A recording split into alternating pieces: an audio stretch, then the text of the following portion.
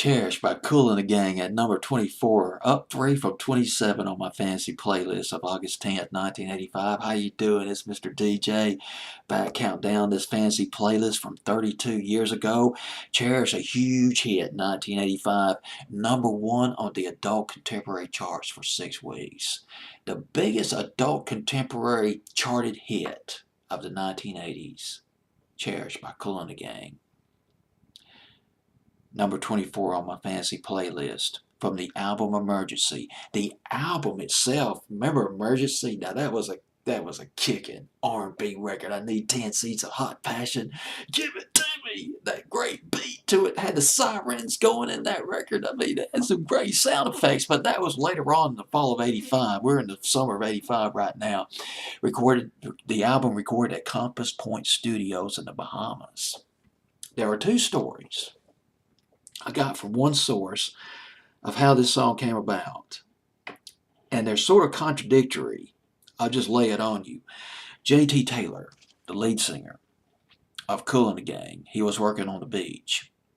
And he was watching the children of the band members playing.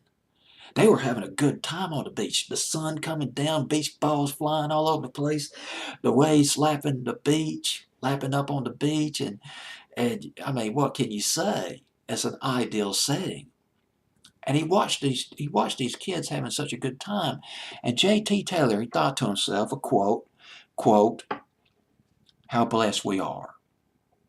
God has been good to us, and we should cherish it, quote unquote. J.T. Taylor then submitted the idea to the bass player, Robert Kool Bell. And Robert Kool Bell ran with it. That's one story. The other story is another member of Kool and the Gang, Ronald Bell, the saxophone player, the music director of Kool and the Gang. He was buying all this. He was buying all these brand new music equipment, brand new, including a drum machine. Now, from what I gathered, he came up with a rhythm track to this record. He submitted the track to J.T. Taylor to write lyrics to, and J.T. Taylor, he wrote the lyrics of Cherish in one setting, right there, one setting. And it was perfect.